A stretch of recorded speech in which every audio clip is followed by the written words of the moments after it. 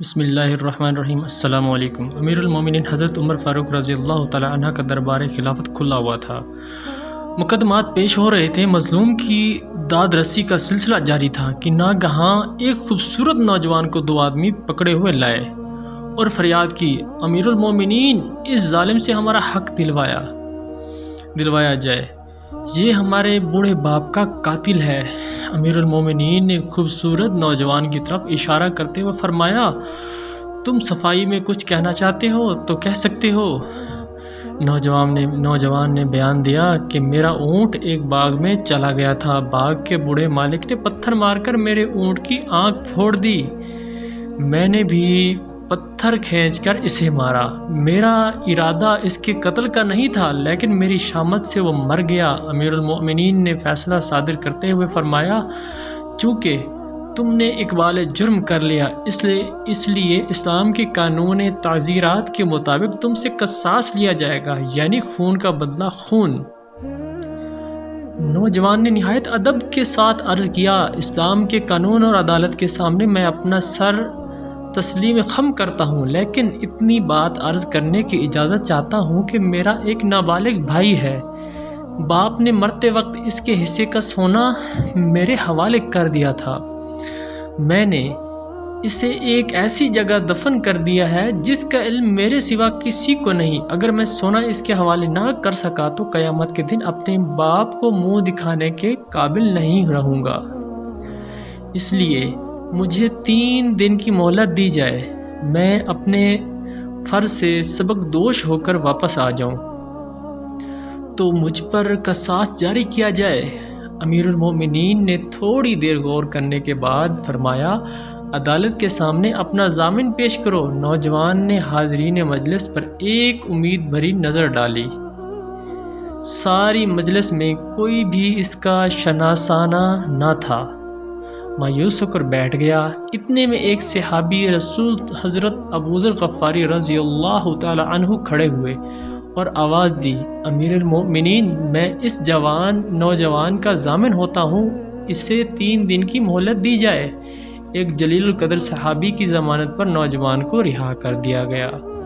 آج تیسرا دن تھا، دربار خلافت کھچا کھچ بھرا ہوا تھا، دونوں مدعی بھی حاضر تھے، حضرت ابوذر غفاری رضی اللہ تعالی عنہ بھی موجود تھے، لیکن نوجوان اب تک پلٹ کر نہیں آیا تھا۔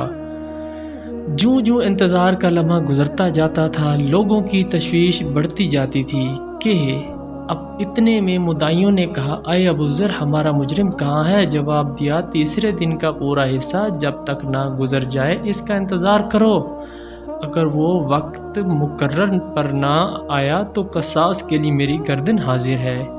حضرت ابوذر رضی اللہ تعالی عنہ کے اس جواب پر صحابہ ابدیدہ ہو گئے اور ان کا اضطراب بڑھ گیا۔ صحابہ نے بڑی لجاجت کے ساتھ نوعمر مدعیوں سے کہا کہ تم خون بہا قبول کر لو، لیکن مدعی بضد رہے کہ انہیں خون کا بدلہ خون چاہیے۔ امید و بیم کا یہی عالم تھا کہ سامنے اڑتا ہوا غبار نظر آیا، گرد ہٹی تو پسینہ میں شرابور نوجوان مجرم کھڑا تھا، تماشائیوں کی آنکھیں حیرت سے پھٹی کی پھٹی رہ گئیں۔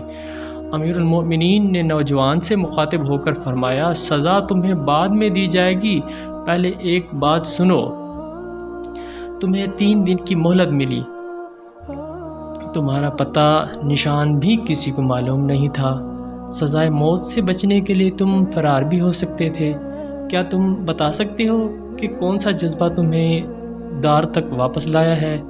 نوجوان مجرم نے بھیگی پلکوں کے سایہ میں کھڑے ہو کر جواب دیا، امیر المؤمنین، میں فرار ہو کر کہاں جاتا، یہاں نہ صحیح وہاں سزا ملتی، لیکن قیامت تک اسلام کے دشمن یہ طعنہ دیتے کہ محمد صلی اللہ علیہ وسلم کے غلام عہد شکن ہوتے ہیں، اس لیے میں نے سوچا کہ زمین پر میرے خون کا دھبا چند دنوں کے بعد مٹ جائے گا، لیکن عہد شکنی کا دھبا اسلام کے دامن پر ہمیشہ کے لیے نمایاں رہے گا۔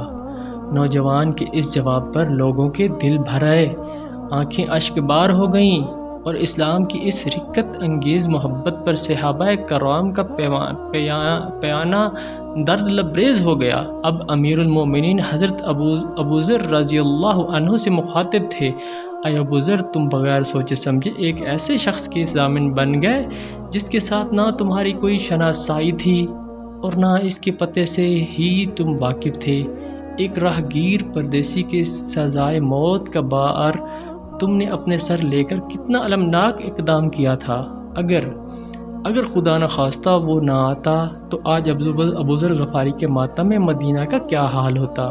حضرت ابو ذر غفاری رضی اللہ تعالی عنہ بے تاب ہو کر کھڑے ہو گئے اور عرض کیا، اے امیر المومنین، ایک ابو ذر نہیں، 1000 ابو ذر پیارے نبی صلی اللہ علیہ وآلہ وسلم کی ادائے رحمت پر قربان ہے۔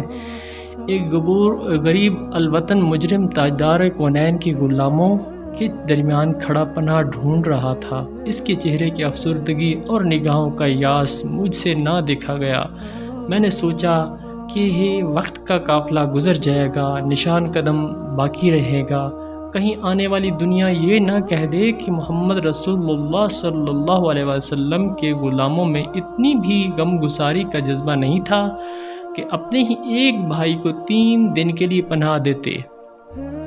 امیر المومنین، کیا یہ تانا کہ مدینے کی بھری آبادی میں ایک غریب الوطن مجرم کو کوئی ضامن نہ مل سکا ہمیں مر جانے کے لیے کافی نہ تھا؟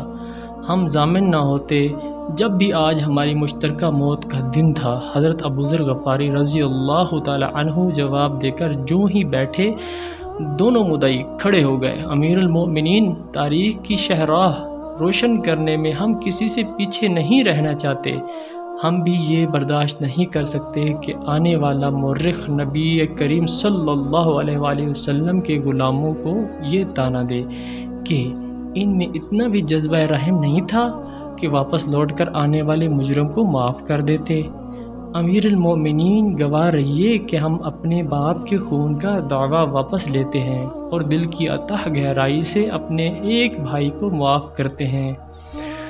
مدعی ابھی بیان ہی دے رہے تھے کہ عدالت فاروقی مبارکباد کے شور سے گونج اٹھی۔ ہر آنکھ خوشی میں پرنم تھی، ہر چہرہ شگفتہ تھا، ہر نظر مخمور تھی اور ہر دل بادہ مسرت میں سرشار تھا۔ لیکن وقت کا کارواں یہ درد انگیز نظارہ دیکھ کر حیران تھا، حیرت سے دیکھتا رہا کہ کیا وہ وقت پھر پلٹ کر نہیں آ سکے گا۔